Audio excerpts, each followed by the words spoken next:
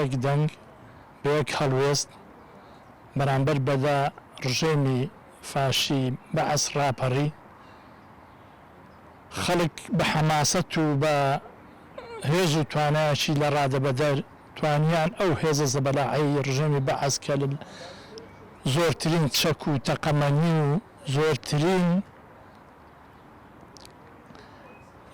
ئالاتی سەرکوتکردنی هەبوو بەرام بەرگەی جەماوەری کوردستان نەکرد.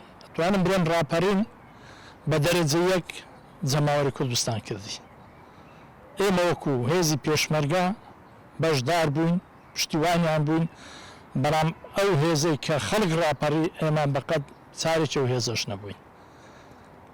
پێشمەرگە ئەوەندە زۆر نەبوو برێن بتوانانی بەتەنیا ئەو ئیشە بکە جەماوەری کوردستان لەگە نەبایە. بەداخەوە نەک نەبینی بەرهەمەکە بەڕاستی خەڵک گوناحە ئێستا خەڵک پەشیمان بوویتۆ لە ڕاپەڕی. خەرچێکێ ئێستا خۆزگە بە سەدامی دەخواسی. دەسەڵاتی کوردی نەیتوانی نمونەکی جوان پیشانی دنیا و بە جوانیش خزمەتی میلەتەکەی خۆی بکاتن. هەر لە سەرەتای ڕاپەڕینەوە دەستیان کرد بە حیزبایەتێکی تەسکی ناشەریفانە. جگەل لەوە دەستیان کرد بە ئاودووکردنی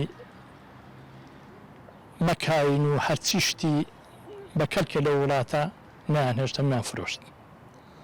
بەداخەوە ئینسان متاسیرە بی بەوەی کە ئەو ملەتە قارەمانە، ئەو ملەتە شۆڕژێڕە، ئەو ڕژێمە فاشەی بەدەرنا کە حکمی خۆماڵی ئێستا کە خەڵکیوا بێزار بووە بە دەست حکمی خۆماڵی خۆزگە بۆ ئەو ڕژێمە دەخوازی.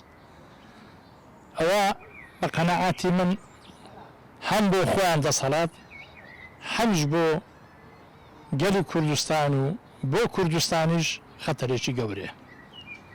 بە دەرەجەیەک بۆ خۆیان خەتەرێکی گەورەیە. ئەنجا بۆ گەلی کوردستان و کوردستان چکۆگەر دژمنانی کورد زۆر هەولیاندا بە ئاگر و ئاسن حکمی ملەتیمان کرد، بەڵام نەیانتوانی ئینتیما لە خەڵکیمە بستین. بەڵام ئێستا ئینتیما ئەگەر نەرێم هەرنەمایە زۆر زەعیف بووە. گەنجی کورد لێرە وڵات بەجێ دێری دەڕوە بەرەو هەندران لەبەرچی دەڕوە. ئەگەر ئینتیمای بۆ خاک و نیشتیمان و بۆ ملەتەکەی هەبی ناڕوات. بۆ ئەمە کە باسی ئەو وەزعانە دەکرێت بەڕاستی زۆر متاسیرە بین. ئەمە خەباتمان کرد لە پێناو ئەوەی کە ملەت بە ئازادی بژی، لە پێناوی کە ملەت خۆشگوزەران بژی، خەباتمان کرد بەوەی لە ناو ملەتی خۆمان بە سەربەرزی ملەت بە چاوەشی شۆڕ جێرانە و سەربەرزی تەماشامان کرد نەک ڕشی لێمان بێتەوە. پێشەکی سلااو لە خەرچی ڕاپەڕی و کوردستان، سلااو لە خوێنی شەیدان، سلااو لە خوێنی ئەوانەی لە پێناو ئەو ڕاپەڕینەی شەید بوون. بەڵام ئەو ڕاپەڕینە ئەو ئامادەی نەپێکە. لەبەرەوەی ئەو ئامادەی نەپێکە ئەو خەڵکە ڕاپەڕی لۆ ژیانێکی شایستە و لۆ ژیانێکی خۆش ڕاپەڕی، بەڵام ئەو خۆشیە نەبوو. ئەوانە لەبەر ململانی حەزبی ناشەریفانە لەگە یەکدری هەستان شەڕی براکوژی و شتیوایان دروست کرد کە ئینتمای ئەو ملەتیان لۆ کوردایەتی نەهێشت. ویان لێ کرد خەڵک لە ڕاپەڕینەکەی پەشیمان ببتەوە. برێسەد خۆزگەم بە ڕژێمەکانی پێشت. ئەو ڕاپەڕینەش خەڵکی هەر چوار پارتەی کوردستانی لەگە بوو. خەڵکی ڕێخستنەکانی شاری لەگە بوو.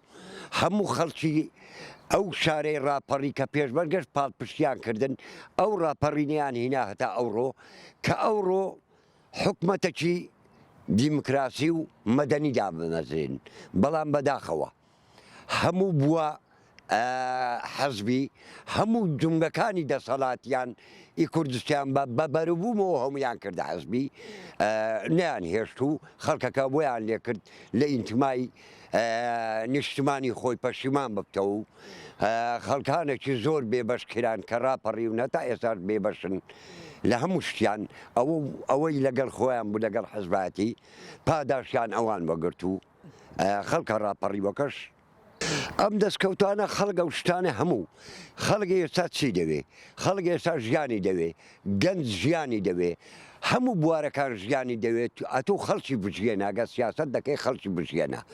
ئەو ڕۆژی وەیە ئەو خەڵکە پەروەردەی کەی بیدایە لە پەروەردە ڕادەست پێ دەکا ئەو پەروەردە نمایە ئێستا پەروەردەی حزبیە ئەوی حزبیە دابت دەبەزرێ ئەوی حزبی نییە کابرا بە هیچ شێوە تەداخل هیچ شتێکی پێ ناکەن لە زۆنی سەوز و زەرد هۆردولایەن کە وەیان لێکردە کردیتیانە زۆن فەرم و سامانە سروشتیەکانە ئەو پارەی ناوخۆیە بازیە زەریبەکانە ئەوە هەمووی ناشەفافەتە دیار نییە کەس نازانێت لۆ شوێنێکی دەڕوا و ئەوە شەریکەکانە هەموو سەر بە خۆیانە و لەوەی زیاتر ئەو خەڵکە بەرەبەرە ئینتیمای قەومیاتی ئینتیمای نیشتیمانی لە دەردەدا ئەو خەڵکە سار دەبی لەو حکومەتەی ئەو خەڵکە لێیان دوور دەکەوتەوە خەڵک بۆەوەی ڕاپەڕینی کرد کە کوردستان سەربەخۆبی